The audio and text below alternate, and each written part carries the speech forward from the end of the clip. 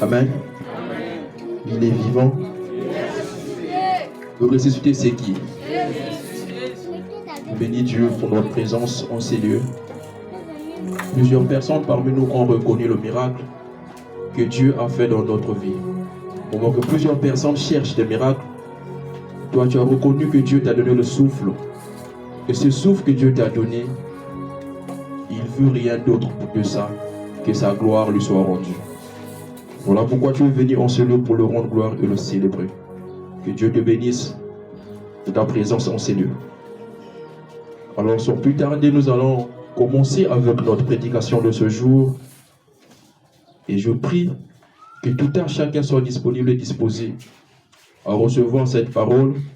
Et sur ce, je vais inviter notre très cher berger, Papa Messia, de faire la lecture dans le livre de Genèse, le chapitre 4, le verset 10 au verset 17. Après le livre de Romains 12, le verset 2.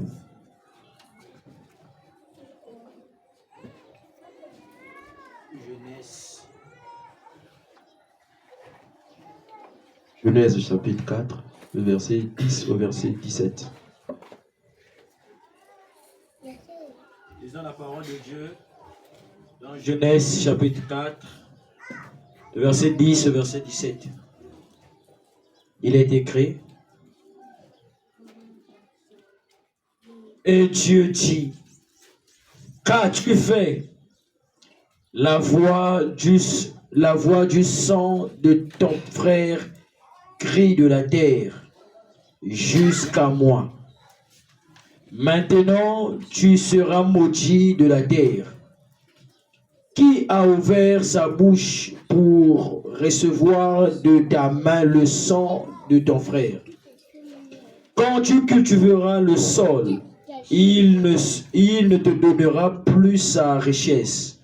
Tu seras errant et vagabond sur la terre. Caïn dit à l'Éternel, mon châtiment est trop grand pour être supporté. Voici, tu me chasses aujourd'hui de cette terre. Je serai caché loin de ta face. Je serai errant et vagabond sur la terre. Et quiconque me trouvera me tuera. Et l'Éternel lui dit, si quelqu'un tuait Caïn, Caïn sera vengé 7 fois. Yes. Et l'Éternel mit un signe sur Caïn pour que quiconque le trouverait ne le tua pas. Puis Caïn s'éloigna de la face de l'Éternel et habita dans la terre de Nod, à l'orient d'Éden. Le verset 17. Caïn connut sa femme, elle conçut et enfanta Enoch. Il bâtit ensuite une ville et il donna à cette ville le nom de son fils Enoch. Parole du Seigneur. Amen. Caïn s'éloigna de la face de l'Éternel et bâtit une ville qu'il donna le nom de son fils Enoch. Je lis le Romains 12, le verset 2, il est écrit: ne vous conformez pas au siècle présent, mais soyez transformés par le renouvellement de l'intelligence, afin que vous discerniez quelle est la volonté de Dieu, ce qui est bon, agréable et parfait. Père, nous venons à toi en ce temps pour écouter ta parole. Il est écrit dans ta parole à toi que la terre et le ciel passeront, mais ta parole à toi restera là. Il est encore écrit que l'homme ne vivra pas que de pain seulement, mais de toute parole qui sort de la bouche de Dieu. Ce peuple ici présent est assoiffé de ta parole. Ce peuple ici présent est affamé de ta parole. Alors Père, je me remets terre et laisser la place à l'Esprit qui est le professeur par l'excellence. Je me reste, Seigneur, mettre à part mon intelligence humaine afin que le Saint-Esprit descende et d'y répondre aux besoins de ton peuple.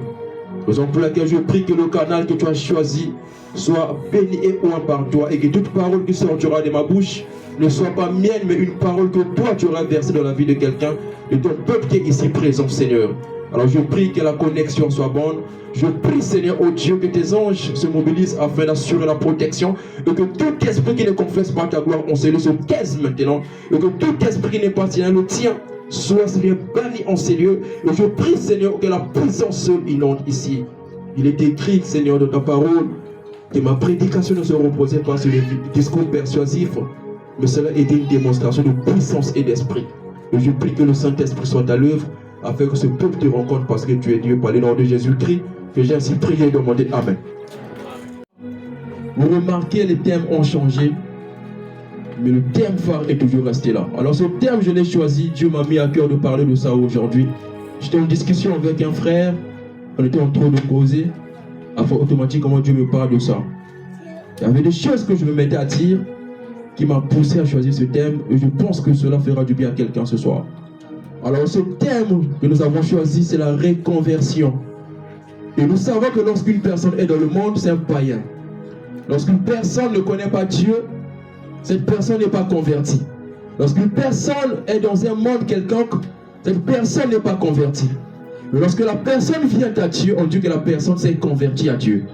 Lorsqu'une personne apprend à connaître Dieu, on dit que la personne s'est convertie. Lorsqu'une personne décide de mener une vie d'intimité avec Dieu, on dit que la personne est convertie. Tu peux être un païen, mais tu te convertis dans une religion musulmane. Tu peux être chrétien, mais tu te convertis en chrétien, en religion musulmane. Et à ce temps-là, on ne parlera plus de la conversion, mais de la reconversion. Parce que tu t'es premièrement converti et tu t'es reconverti. Et nous, les chrétiens, nous sommes convertis.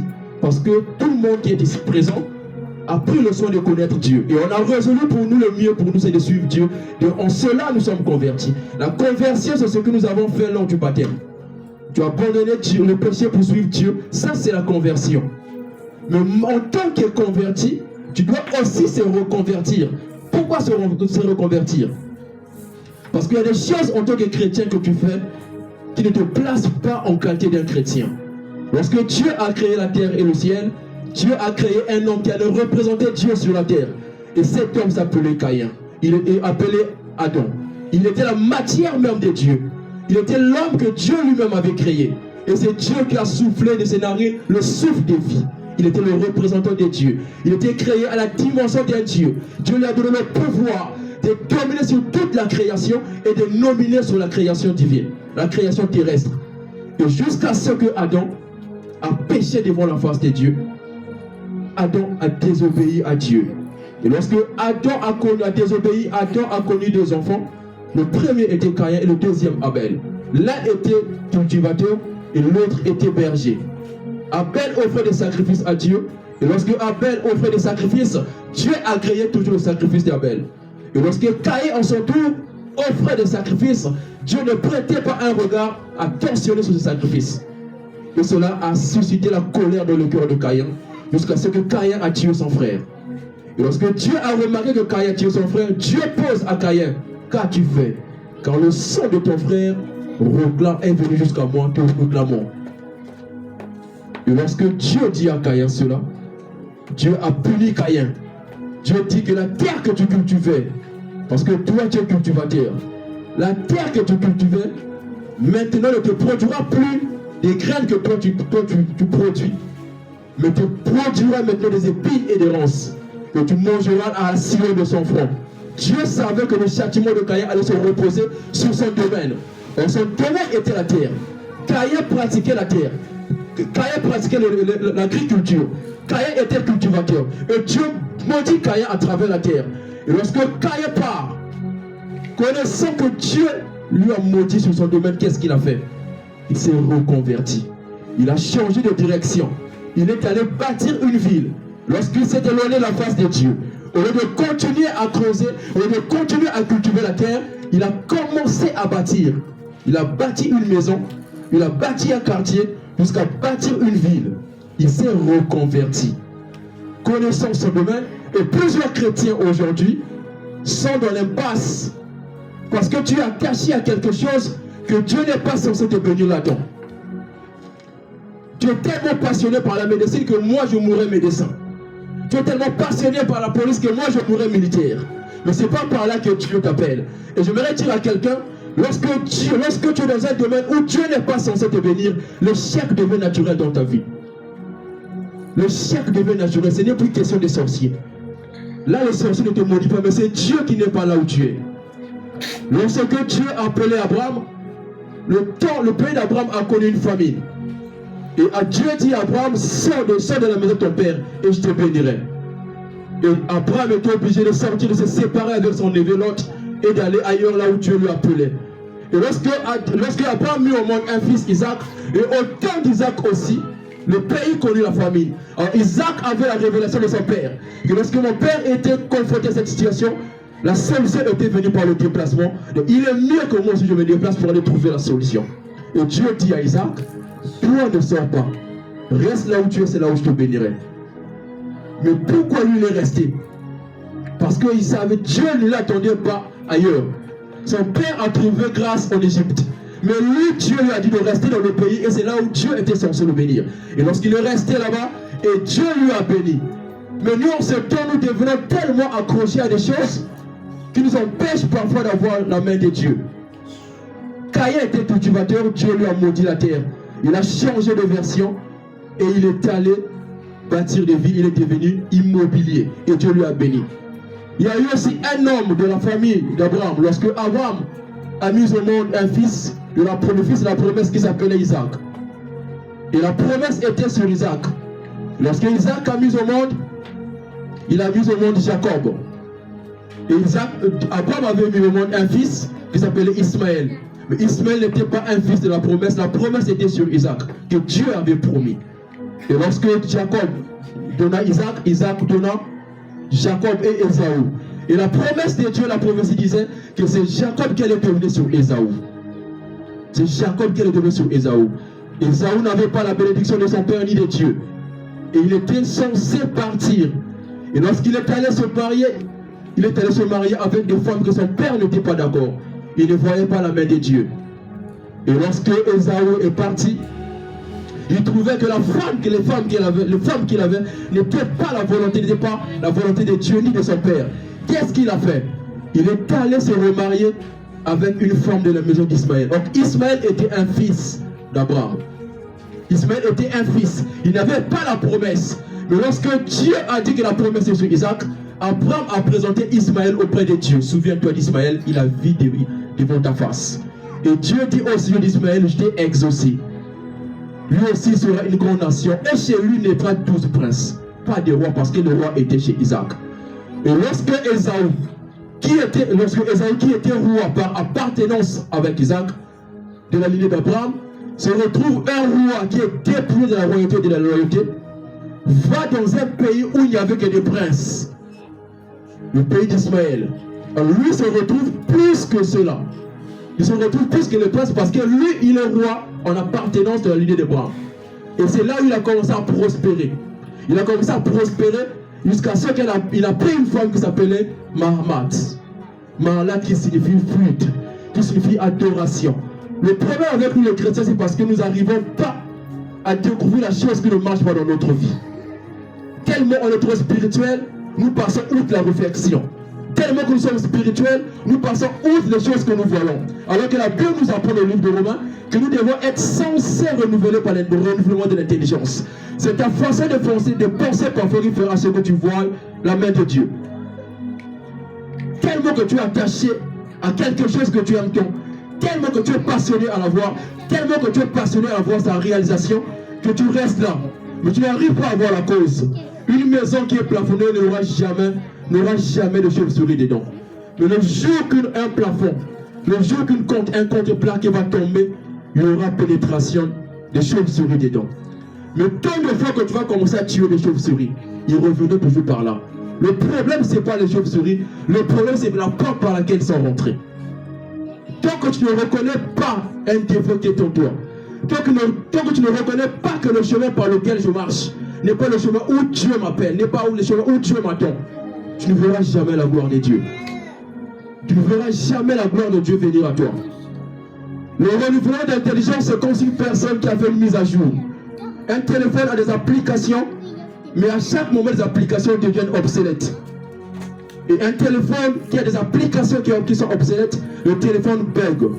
Et il faudrait renouveler les applications, faire une mise à jour. Et une mise à jour, c'est faire une rétrospective de ta vie à toi-même. Voir qu'est-ce qui ne marche pas dans ta vie. Voir à quoi tu es attaché qui n'est pas bon. Et quelque chose dont tu es attaché, c'est quelque chose qui te retient. Plusieurs chrétiens aujourd'hui sont retrouvés attachés par l'alcool. Tu es tellement attaché par l'alcool, tu ne te rends pas compte que c'est l'alcool qui t'appauvrit. Le problème avec toi, c'est la grand-mère qui est sorcière. Le problème avec toi, c'est l'oncle qui est au village qui est sorcier. Mais tu n'arrives pas à comprendre que c'est l'alcool qui te pousse à s'appauvrir de temps à autre. Est-ce que tu arrives à se reconvertir? Ce que j'aime plus dans le monde, ce sont des commerçants. Il y a des commerçants qui sont saisonniers. À chaque période, ils font un commerce qui va avec la période. Vous allez voir, pendant la période scolaire, ils vendent des cahiers, ils vendent des livres. Pendant les fêtes, il va commencer à voir les habits des fêtes et les jouets. Pendant un moment donné, il va commencer à prendre les mangues, il vend des mangues. Parce qu'il arrive à comprendre que si je vends les cahiers pendant les mangues, ça ne va pas marcher. Il arrive à comprendre que si je vends les jouets pendant les vacances, ça ne va pas marcher. Si je vends les jouets pendant l'école, ça ne va pas marcher parce que tous les enfants sont à l'école. C'est mieux pour moi de vendre des fournitures scolaires et ça va marcher. Et la vie est comme la pêche. Si tu n'es pas patient, tu n'auras pas un gros poisson. Mais il y a des fois, la patience n'est pas seulement la chose essentielle. Il faut aussi savoir changer de direction. Et la direction, le changement de direction, c'est un changement de mentalité. Et ce qu'on appelle la reconversion. C'est la reconversion qui te permettra de faire une analyse de toi-même. Que la vie que je suis en train de mener, c'est une vie qui ne marche pas. La vie que je mène est une vie qui est contre la volonté de Dieu. La vie que je mène est une vie qui est contre la puissance de Dieu. La vie que je mène est une vie qui ne me permet pas d'être en connivence avec Dieu. La vie que je mène est une vie qui ne me permet pas de faire une ascension spirituelle. La vie que je mène est une vie qui ne me permet pas de vivre en connivence avec Dieu. Alors qu'est-ce que je suis censé faire? C'est de se reconvertir. Tu es converti à Dieu, mais tu es accro dans le péché. Tu es converti à Dieu, mais tu es accro dans l'alcool. Le problème avec les chrétiens, c'est parce que nous ne cherchons pas des points communs, mais nous cherchons des failles dans la vie des autres. Lorsque tu vois un tel en train de prendre la passoire, parce que lui il est chrétien, que moi aussi je vais prendre. Mais tout dépend de ton appel. Et tout dépend de ton alliance. Lui, parfois, son alliance nous permet de prendre l'alcool. Mais toi, Dieu ne veut pas te voir dans l'alcool. Et à des fois, parfois, Dieu ne t'appelle pas dans la beauté. Mais tellement que tu vois l'autre en train de faire des beautés, toi aussi il faut le faire. Mais malgré que tu fais la beauté pour que les gens t'appellent, personne ne t'appelle. Parfois ils sont des maris des lieux que tu attires. C'est pas là que Dieu t'appelle. C'est pas là que Dieu t'appelle. Tu as changé tellement d'habillement que tu as habillé d'une manière décente, personne ne te voit. Et c'est le mieux pour toi de voir parce que l'autre s'habille en sexy, l'autre s'habille en collant saucisson, que je vais aussi me mettre ainsi. Et quand tu te mets là-dedans, tu deviens dégradé. Le problème avec les chrétiens, c'est parce que nous cherchons des failles. Nous ne cherchons pas de points communs, mais nous cherchons des failles dans la vie des autres. Lorsque tu vois quelqu'un faire, il faut que je le fasse. Chacun de nous a son appel. Chacun de nous a son alliance. Est-ce que tu arrives à comprendre? Est-ce que tu arrives à analyser des choses qui ne marchent pas? Pour que tu avances. Plusieurs personnes aujourd'hui sont attachées par le péché. Et s'il y a un chapitre de la Bible que les chrétiens n'aiment pas, c'est le péché. Et moi, c'est ce que j'aime plus. J'aime trop parler du péché. Les chrétiens sont contre le péché. Sont contre le péché. Et les choses par lesquelles tu es attaché, de ce que tu vas devenir. Une personne peut commencer à mentir. Tu commences à mentir aujourd'hui. Tu commences à fonder le mensonge. Tu commences à fonder le mensonge jusqu'à ce que tu vas devenir expert en mensonge. Et tu vas devenir un menteur. Parce que c'est la chose par laquelle tu es attaché. Une personne qui est attaquée par la fornication. La Bible dit que quiconque qui se marie avec une femme répudiée commet l'adultère. Parce que le mariage, c'est pas ce que tu entends. Le mariage, c'est pas ce que tu vois à la mairie. Le mariage, c'est pas l'église. Le mariage, c'est pas la dot. C'est pas ça le mariage. Voilà pourquoi ceux qui condamnent le divorce connaissent une seule définition du mariage. Mais si vous connaissez bibliquement ce que signifie un mariage, le divorce n'allait pas être condamné. Et je ne vous encourage pas de pratiquer le divorce. C'est dans un contexte spirituel. La Bible nous apprend que l'homme quittera son père et sa mère, s'attachera à sa femme, et les deux vont former une seule quoi? Une seule chair. Et la même Bible nous dit dans le livre de Corinthiens que quiconque qui va avec une prostituée devient une seule chair avec elle. On ne mange pas parce qu'on veut se nourrir. On ne mange pas parce qu'on a faim. On mange parce que c'est quelque chose de vital. Et le sexe est très dangereux. Je dis bien très dangereux.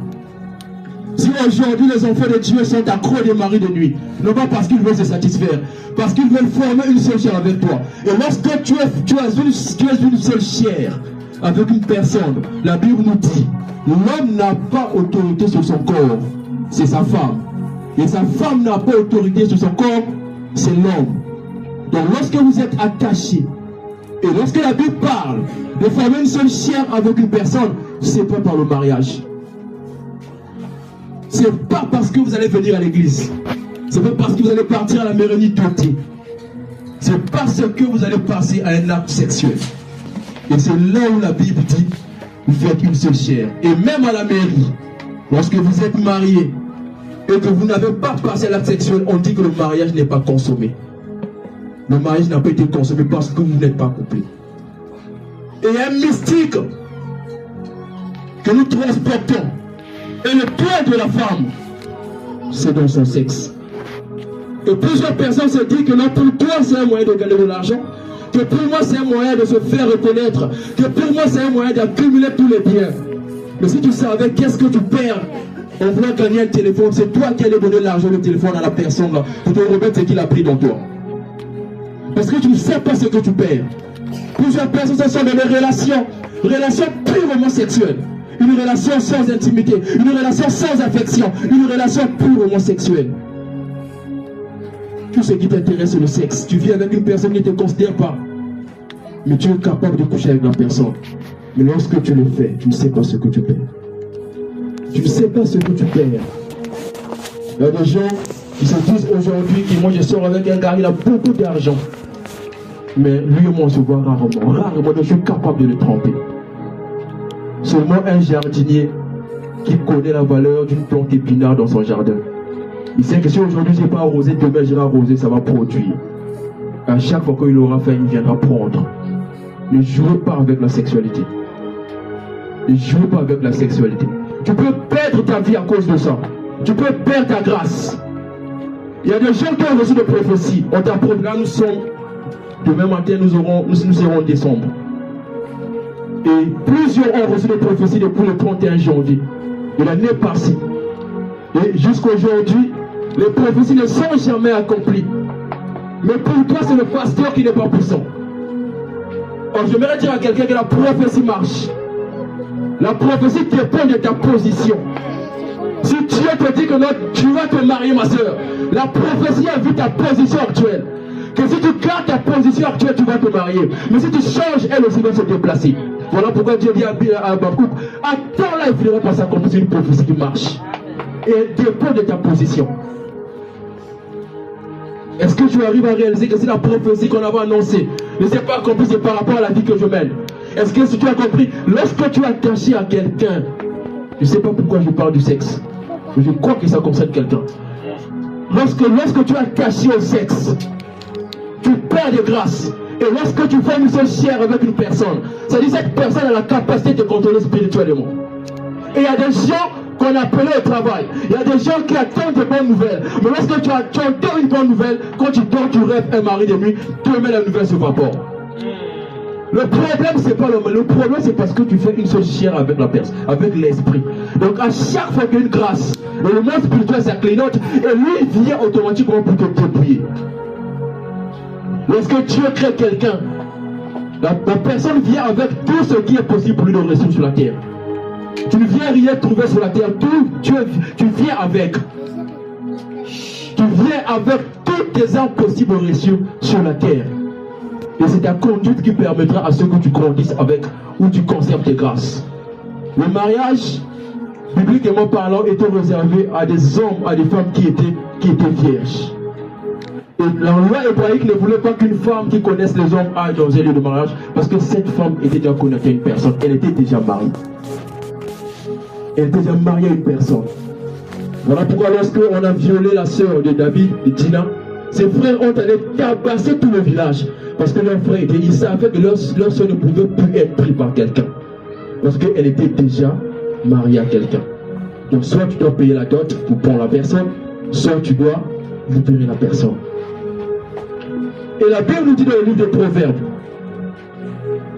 que l'on ne va pas vers la prostituée, ne va pas vers la femme étrangère.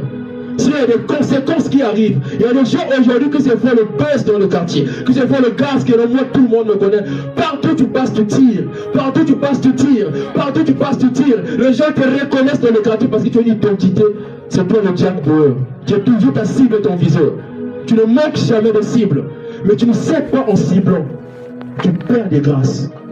Tu perds ta richesse. Et une autre personne peut utiliser tes grâces sans que toi tu le saches. Dieu peut te promettre, mais au lieu que la bénédiction vienne à toi, une personne le soutient spirituellement parce que vous êtes liés par le sexe. Parce que vous êtes connectés. Et remarquez, la plupart des gens qui ont l'argent aiment des prostituées. La plupart des gens qui ont l'argent aiment sortir avec des prostituées. Non pas parce qu'ils ont l'expérience, parce que la femme est un vase. La femme est un vase. Toute personne qui vient dépose sa sémence. Toute personne qui vient dépose sa sémence. Toute personne qui vient dépose sa sémence. Et lorsqu'une personne plus spirituelle viendra, il va récupérer toutes les grâces qui sont dedans. Il va commencer à s'en servir. Il va commencer à s'en servir. Et tu vas remarquer, tu travailles mais tu ne vois pas ton argent. Tu travailles d'arrache-pied, mais tu avais la chance d'avoir les titres. Tu avais la chance d'avoir le travail. Tu avais la chance d'avoir le marché. Mais depuis que tu as connu une personne, depuis que tu vas une vie dévangonnée, tu n'as plus cette chance. Ne te quitte pas, c'est parce que tu as attaché à la mauvaise personne. Parce qu'une personne a retiré ce que toi tu avais à travers le sexe. Parce que tu es connecté quelque part. Tu es connecté quelque part à une personne et la personne est venue tout récupérer. Et il y a des gens qui sont dans un foyer. Tu es fort, on te connaît. Mais lorsque tu tristes, tu vas dehors. À un moment, tu deviens impuissant. Et tu te dis que non, ce sont des hémorroïdes. Ta vigueur a été prise quelque part. Ce ne sont pas des hémorroïdes, mon frère. Ce ne sont pas des trucs congelés. Mais parce que tu as triché quelque part. Et un autre homme plus spirituel que toi a récupéré ta vigueur. Et tu deviens impuissant. J'aimerais lire un passage. On va lire le livre de Proverbes. Proverbes, le chapitre 5, le verset 7.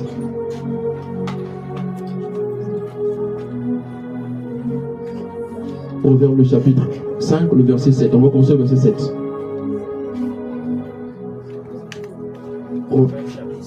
Le verset 7. On commence au verset 7.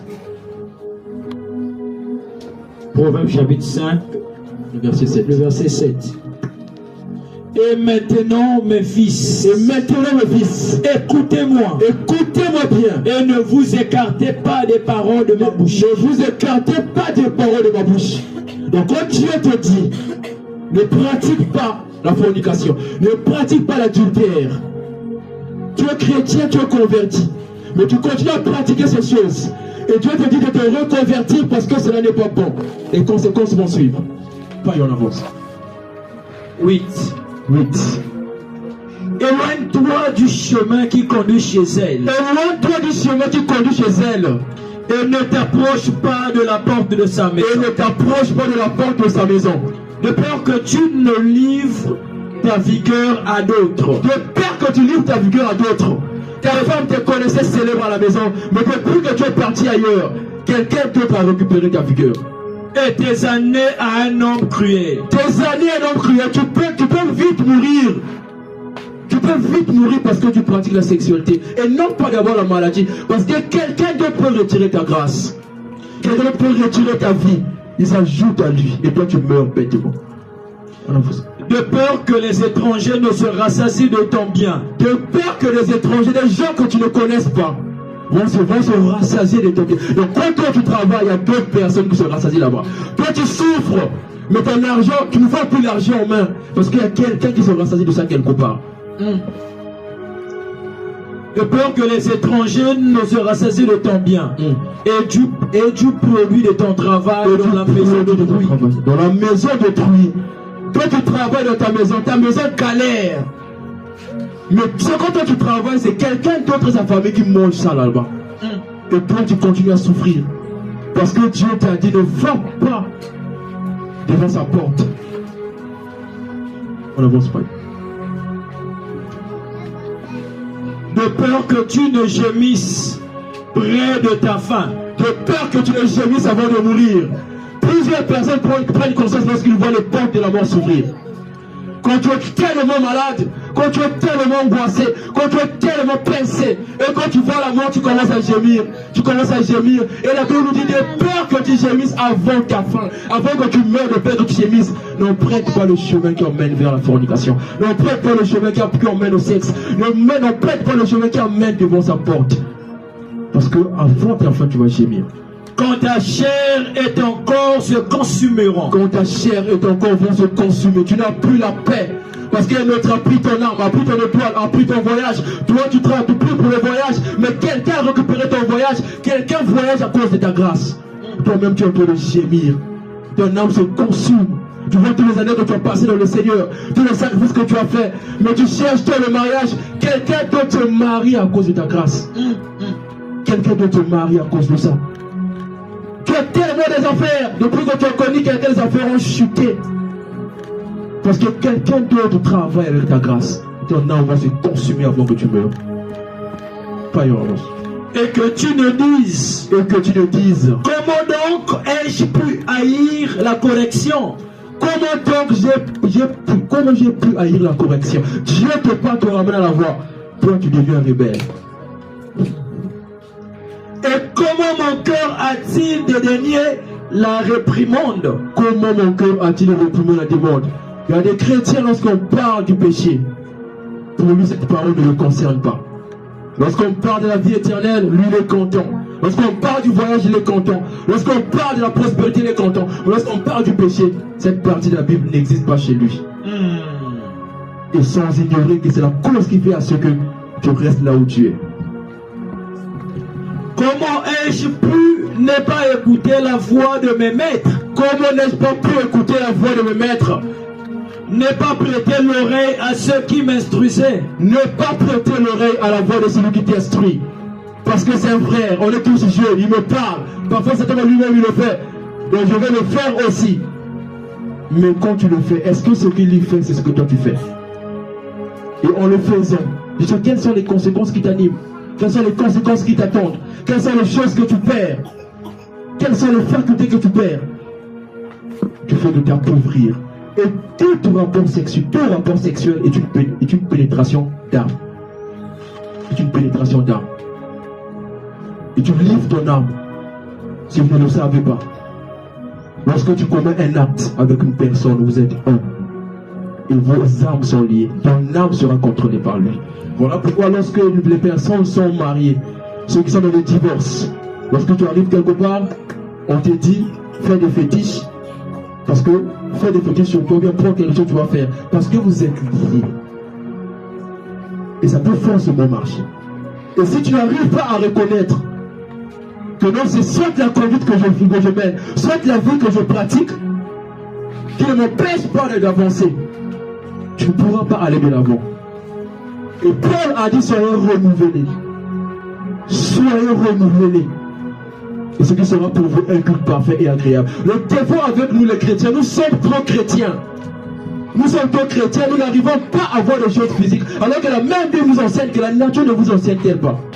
Des choses que tu vois est censée t'enseigner. Des choses que tu vois, il y a des bénédictions que tu ne peux pas recevoir parce que Père a prié pour toi. Il y a des bénédictions que tu ne peux pas recevoir parce que le frère a prié pour toi. Mais des bénédictions que tu peux recevoir parce que tu as fait un geste quelque part. Parce que tu as donné quelque chose à un frère. Et il y a des bénédictions que tu peux recevoir parce qu'une âme s'est réjouie. Tu as partagé à un frère qui avait un besoin. Tu as partagé à une soeur qui a un besoin. Tu as partagé à un démuni quelque part. Et à chaque fois lorsque le démuni va se dire que dans cette chose je l'ai parce que quelqu'un m'a partagé, cette bénédiction va revenir à toi. Et la Bible nous dit, c'est une terre est souvent abreuvée par une eau qui tombe souvent sur elle. Et si cette terre produit une herbe, cette herbe sera utile à Dieu. Si toi tu fais un geste à quelqu'un et que la personne te bénit, que la personne reconnaît que c'est grâce à toi, ça sera une bénédiction éternelle. Amen. J'ai quelqu'un qui m'a partagé un habit. C'est un body. Et quand tu me l'as donné, je l'ai avec à la maison. Et je vous le dis, à chaque fois que je porte cet habit, toute personne qui me voit avec me dit toujours, il faut toujours garder cet habit. Il ne faut pas gaspiller ça. Il ne faut pas gaspiller ça. Ça comme ça un peu mélange. Comment ça chaque mot? Non. Et à chaque fois qu'on me dit cette parole, je pense toujours à la personne qui me l'a donné et je la bénis toujours. Parce que c'est quelque chose de bien. Et tellement que la Bible nous dit, lorsque Dieu a parlé à Joseph, que non, fuis l'Égypte, fuis ce pays et va en Égypte pour s'abriter car le petit est en danger. Lorsque sa femme était enceinte. Et la Bible nous dit que lorsque Joseph et sa femme s'est présentés devant l'hôtesse, devant le tenier, la Bible nous dit que non, on leur avait dit il n'y a pas de champ pour eux. Pourquoi la Bible dit qu'il n'y avait pas de champ pour eux? Parce qu'ils avaient un caractère tellement spirituel. Quand les avions disent cela, ils ne peuvent pas dormir ici, il n'y a pas de champ pour vous. Donc nous les chrétiens, nous sommes trop spirituels. Nous passons outre la réflexion. Tout ce que nous savons, c'est chasser les démons. Tout ce que nous savons, c'est brûler les sorciers. Quelqu'un qui commence à brûler les sorciers de 0h à 6h, mais à 8h, il a un rendez-vous. Tout ce qu'un sorcier va te fuir. Il va t'attendre là où tu pars. Il va t'attendre là où tu pars. Tu n'attends pour rien. Nous, moi, je t'attends là-bas. Tu chasses les démons. Et il y a des chrétiens aujourd'hui qui n'ont pas besoin de se repentir ou bien de se convertir, mais qui veulent avoir une conscience normale. Une conscience normale. Tu sais que dans la fornication est un péché. Tu sais que l'adultère est un péché. Tu sais que le vol est un péché. Mais tu t'apprêtes à aller auprès de quelqu'un qui a des sentiments bizarres, qui a des intentions sur toi. Mais en partant, tu choisis dans ta valise le plus joli de tes vêtements et de tes sous-vêtements. Tu pars avec. Et tu te dis en toi-même que non, ça peut arriver. Ça peut arriver. Et quand tu arrives, tu fais semblant de résister. Que non, c'est un péché. Le problème, c'est pas le péché. Le problème, c'est parce que tu veux avoir une conscience normale que Seigneur, j'avais lutté. Mais il m'avait forcé. Mais depuis ta chambre, depuis ta bouche, tu as été vaincu par les péchés. En faisant les choix des habits que tu vas les mettre. En faisant le choix des habits que tu vas mettre. Si tu n'arrives pas à reconnaître, si tu n'arrives pas à changer de méthode, ça ne va jamais marcher. Ça ne va jamais. Il y a des gens qui ont commencé à entreprendre des choses banales. Ils ont compris que ça n'a pas marché. Ils ont changé des choses. Ils ont changé. Quand j'étais à la fac en première année, notre chef de classe en première année, c'était un doyen. Et nous, on se disait que c'était seulement un ancien de la géologie. C'était un ancien de la fac. Quand il arrivait à la fac, il est allé faire mathématiques. Mathématiques, 2-3 ans, ça n'a pas marché. En première année, il a laissé mathématiques, il est allé faire physique. 2-3 ans, ça n'a pas marché. Il a laissé physique, il est allé faire chimie. Ça n'a pas marché, il est allé faire biologie. Ça n'a pas marché jusqu'à ce qu'il est venu tomber en géologie. Et ça a commencé à marcher. Il y a des fois, la patience ne définit pas ta conduite. Il faut parfois changer de destination. Il faut parfois changer de destination. Il faut changer. Il faut savoir lâcher prise. Et la reconversion, c'est aussi faire le choix des amis. Quels sont les amis qui marchent avec toi? Tu as un ami lorsqu'il t'appelle, c'est un plan piscine. Lorsqu'il t'appelle, c'est un plan chicha. Lorsqu'il t'appelle, c'est un plan appartement. Et vous savez comment ça finit? Des gens molaires. Toi, enfant de Dieu, on peut quitter dans une piscine. Demain, tu viens prêcher. Tu as quelle image? Amen. Tu as quelle image? Tu as quelle image? Tu as quels sont tes amis? Tes amis, quand tu vois son appel, tu sais déjà que celui-là me demande que la bière. Celui-là me demande qu'une sortie. Celui-là me demande qu'une soirée. Quel genre d'amis as-tu? Avance, mon frère. Quel genre d'amis as-tu? Si tu n'arrives pas à reconnaître, il y a des gens aujourd'hui qui créent des démons. Démons de sécheresse. Démons de poussement de poche. Yes. Des démons bizarres que nous connaissons à cause de la chrétienté. Yes. Mais tu n'arrives pas à comprendre que depuis que je travaille, je ne touche pas ton argent. Mais c'est quand tu vois ta tête, tu sais pas là où tu mets ton argent. Yes. Quand tu vois tes ongles, tu sais pas là où tu mets ton argent. Yes. Quand tu vois tes pieds, tu sais pas là où tu mets ton argent. Mais tu accuses les sorciers. Amen. Et non démons de la sécheresse. Et non, je ne sais pas là où mon argent va. Tu n'arrives pas à réaliser que c'est des choses que tu fais qui te fait dépenser de l'argent. Qui te fait dépenser de l'argent. Et tu accuses les sorciers. Eux-mêmes, ils savent qu'ils sont sorciers. C'est pas à eux de le rappeler. Mais il faut que les accuser à tort. Parce qu'ils vont se fâcher. Avance, mon frère. Parce qu'ils vont se fâcher. Ils vont se défendre. Parce que c'est pour rien que tu les accuses. Tu es tout le temps accro de la poisson. Tu es tout le temps accro à des copines. Que même depuis que je travaille, l'argent ne se fait pas voir. Mais le rigo que tu gères, l'argent que tu leur donnes, ça tombe du ciel. Avance, mon frère. C'est toi qui leur payes les transports.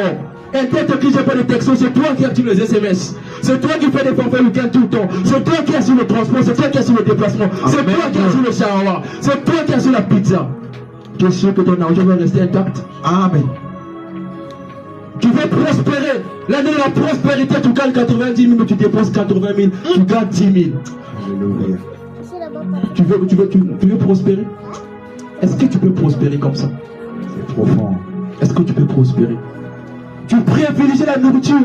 Tu privilégies des choses éphémères. Tu n'arrives pas à comprendre que c'est la vie que je mène qui me dépouille. C'est la vie que je mène qui me pousse à rester la même personne. C'est la vie que je mène qui me permet de ne pas avancer. Mais tant que tu ne te reconvertis pas, tant que tu ne fais pas un examen de conscience, tant que tu ne reconnais pas tes failles, tu n'avanceras pas. J'ai toujours dit à des gens, Joseph était un homme qui avait la paix de Dieu. Il avait la grâce de Dieu. Mais pour devenir l'intendant du pharaon, ce n'était pas quelque chose de songe. Il avait réfléchi. Il a interprété le songe de pharaon. Que donc on aura 7 années de famine. Mais pharaon lui pose la question, comment est-ce qu'on ferait pour survivre? Il dit que nous sommes 200 dans la ville. Donc nous avons 2 sacs de riz de 80 kilos. On va commencer à manger demi vers chaque maison. Et depuis tout, il a tellement commencé à expliquer, le pharaon ne comprenait plus. Il dit, dans ce cas, reste là toi-même, tu vas faire. Il n'avait pas prié. Il avait réfléchi. Il avait réfléchi. Tu n'arrives pas à réfléchir sur ta propre vie.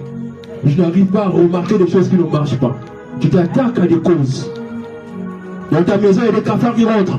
Il y a des salamandres qui rentrent. Mais toi, tu le cherches, tu pompes les insecticides, mais tu ne vois pas la porte par laquelle ils entrent.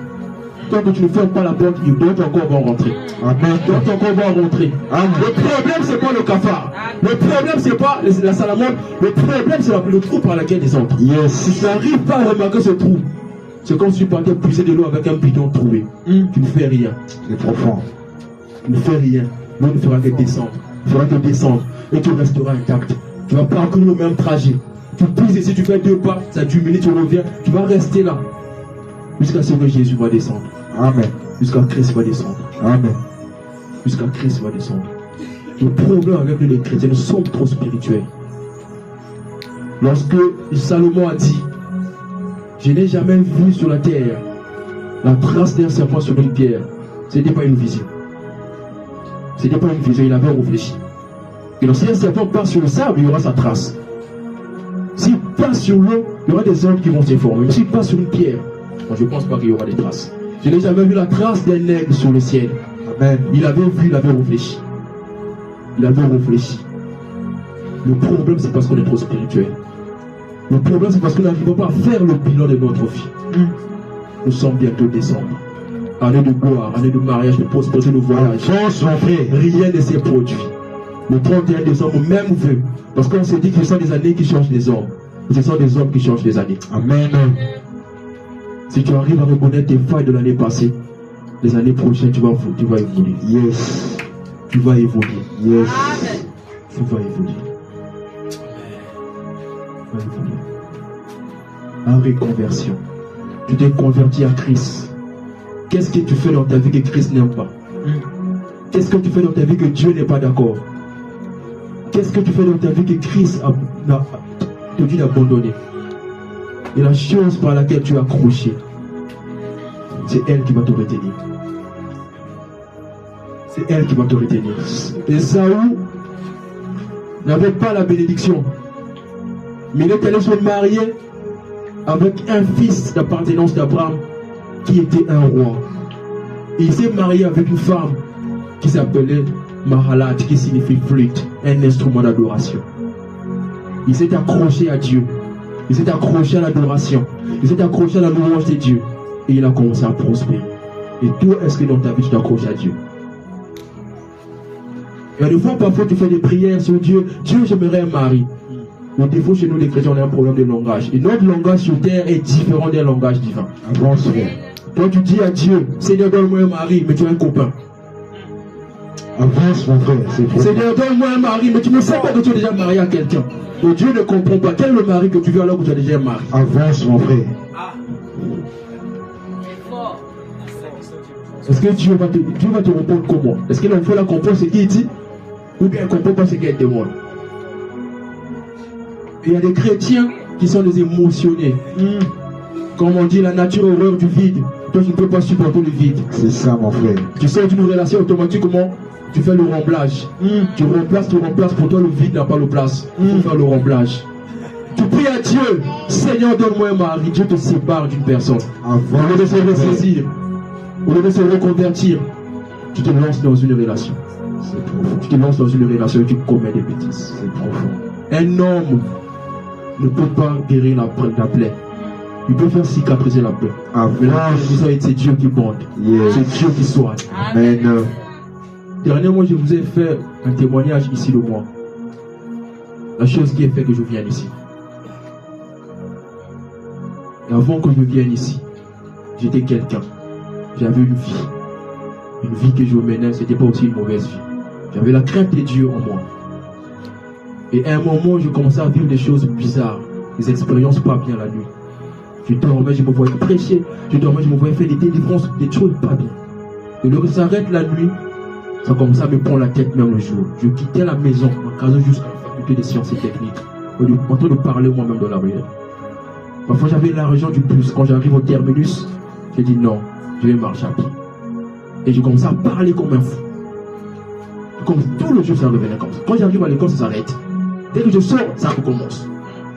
Je suis allé acheter des écouteurs pour envoyer des gens qui me voient. Parce qu'ils vont se dire que non, ils ont en train d'écouter la musique. Mais c'était des prédications, des termes bizarres qui me venaient. Tout le jour, c'était comme ça. À un moment, ça me faisait un peu peur. Donc je me disais, je vais continuer ma vie, je m'en fous. Mais on me dit là au camp. J'avais maintenant peur de moi-même. Et un jour, j'arrive à la maison. Je voyais d'abord ma condition. Seigneur, j'ai une amie avec moi. Et ta parole a peu interdit ça. Et je n'aimerais pas te servir comme ça. Et je voyais quelle raison je vais faire pour la repudier. C'est profond. Qu'est-ce que je vais faire ça pour m'engager? Je commençais à réfléchir nuit et jour. Je réfléchissais nuit et jour. Je réfléchissais nuit et jour. Je n'arrivais pas à avoir des réponses. Ah! Et un jour, j'arrive à la maison tellement touché, je n'arrivais plus. J'ai dit, Seigneur, tout ce que je vois là, si c'est toi qui m'appelles pour te servir, j'aimerais que tu m'aides. J'aimerais pas te servir avec cette condition. J'aimerais être un exemple. J'aimerais être à l'aise. Parler de ta parole sans frein. Parler de ta part sans exception. J'aimerais parler de ta parole. Mais regarde ma condition. Et je me suis dit de moi-même que non, il faut que j'aille me présenter. J'ai dit à mon ami, nous sommes en novembre. Décembre, on va aller chez papa. Je vais te présenter chez mes parents. Et à notre retour, je viendrai me présenter. Avance, mon frère. D'accord. Moi, j'ai précédé. Et il n'est pas venu. Et à mon retour, quand je suis revenu, quelques jours seulement suffisaient. Elle est venue m'appeler la nuit. Et je viens chez vous la nuit. Elle ne venait jamais chez moi la nuit. Et tel que j'avais quitté la fac avec la fatigue, et quand j'arrive à la maison, toujours avec mes histoires, des prédications, non-sens, tellement bouleversée, elle arrive chez moi. Elle me pose la question, je suis pour toi. J'ai dit, j'ai pas de réponse à te donner parce qu'il faut la réponse toi-même. C'est ça, mon frère. Après, elle commence à parler, je dis, arrête. Tu veux venir me dire que toi et moi c'est fini? J'ai dit oui, ok, allons, je t'accompagne. Voilà. Je suis sorti, je l'ai laissé, je suis revenu à la maison. Dès que je suis arrivé à la maison, j'ai senti une paix m'envahir. Ça, c'est un homme. J'ai senti une paix m'envahir. J'ai dit, Seigneur, merci. Seigneur, merci. J'ai commencé à chercher de voix et moi. J'ai dit, tu ne me verras plus jamais t'appeler et t'écrire. Le jour que tu me feras t'écrire, c'est le jour que je saurai le pourquoi tu es parti. Et chaque jour, je vous dis, devant la chair, devant Dieu, je l'écrivais pour lui demander pourquoi tu es parti. Elle n'avait jamais des explications à me donner. J'ai compris, ça c'est Dieu. Je dis, ça c'est Dieu. Amen, mon frère. Je dois me reconvertir. Et me voici. Et il y avait deux choses qui m'est venues à l'esprit, à l'instant même. La première des choses, c'est chercher Dieu. Et 2 jours après, ma nièce vient m'appeler. Elle me dit que non, on a un séminaire quelque part. Viens, on va aller prier. J'ai dit, je n'irai pas. Le premier jour, je ne suis pas parti. Je ne suis pas venu ici. Et le deuxième, j'ai pris mon temps à la maison de préparer mon chemin. Et quand je suis arrivé ici, à la fin, quand je suis arrivé à la maison, j'ai dit à ma nièce, aujourd'hui j'ai commencé par des bons. J'ai commencé derrière là-bas, au fond là-bas. J'ai dit aujourd'hui j'ai commencé sur le tableau. Avant que je quitte ces lieux, je finirai le haut de la chaîne. Avance, mon frère. Je prêcherai la parole de Dieu. Très profond. Je prêcherai la parole.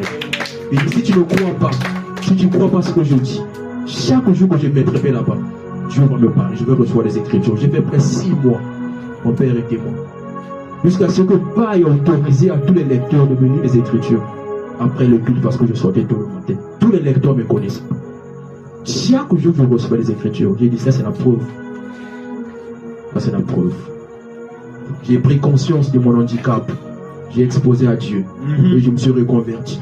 Et aujourd'hui, me voici. C'est ça, mon frère. Aujourd'hui, me voici. Je ne l'ai pas dit pour vous donner ma vie. Amen. Je n'ai jamais voulu parler de ma vie. Ceux qui sont proches de moi le savent. Alléluia. Jamais de moi. Jamais de moi. Surtout en bien, jamais. Mais je l'ai parlé pour que ça te édifie. Il se peut que tu te retrouves dans cette condition. Tu as quelqu'un, tu pries, Dieu te donne un mari. Tu pries que Dieu te lève. Mais Dieu te sépare d'une personne. Toi, au lieu de se reconfiner, non. Tu vas combler le vide. Amen, mon frère. Tu vas combler le vide. Amen. Tu vas combler le vide. La nature a horreur du vide. Mais si l'autre, si Abraham ne s'était pas séparé de l'autre, il n'allait pas voir la main de Dieu. Toute séparation n'est pas sous le diable. Amen. Parfois, c'est la volonté de Dieu. Amen. Prends le temps de se ressaisir. Prends le temps de réfléchir quand tu es devant un cas, quand tu es devant une situation. Et quand tu réfléchis, quand tu vas prier à Dieu avec précision, Dieu va te répondre. Que Dieu te bénisse. Dieu va te répondre. Le problème avec toi, tu pries vague. Seigneur, élève-moi. Il va te lever comment? Même l'arachide, tu ne vends pas. Il va te lever comment? Et l'un des principes de la prospérité, c'est le domaine. Amen. Tant que tu n'as pas un domaine, Dieu ne peut pas te bénir. Parce que Amen. Dieu ne fera pas tomber l'argent du ciel pour te donner. Et Dieu va te bénir par rapport à ce que tu fais. Il y a des gens qui vont au charbon, qui assurent la scolarité de leurs enfants, qui paient le coût de l'université de leurs enfants parce qu'ils font le charbon. Mais quand tu vois son revenu et les frais qu'il paye, ça ne correspond même pas. Mais c'est Dieu qui paye. Parce qu'il a un domaine. Parce qu'il a un domaine. Ne prie pas parce que tu veux prier. Amen. Prie avec ta conscience. Paul a dit, celui qui parle en langue, celui qui prophétise, celui qui parle en langue est plus grand. Amen. Mais toutefois, je vous demanderai de parler, de prier en langue et de prier avec intelligence. Yes. Avec intelligence, avec ta conscience. Seigneur, donne-moi, Seigneur, regarde, Seigneur, regarde. C'est ça l'intelligence. C'est ça la reconversion. Est-ce que quelqu'un a été béni? Amen. Amen. Est-ce que quelqu'un a été béni aujourd'hui? Amen. Je n'allais pas parler de ce terme aujourd'hui. J'avais prévu quelque chose qui parlait de l'alliance. Qui parlait de l'alliance. Et j'ai eu une conversation avec un frère aujourd'hui même. Et c'est là où l'Esprit me dit, doit parler de ça. Je dois parler de ça. Et même ce que j'ai prévu dire, c'est pas ce que j'ai dit. C'est venu comme ça. Je ne sais pas pourquoi j'ai parlé du sexe. C'était même pas dans mes plans. C'est Dieu qui a voulu que ça sorte. C'est Dieu qui a voulu que ça sorte. Est-ce qu'on peut acclamer pour le Seigneur? Acclamez pour Jésus.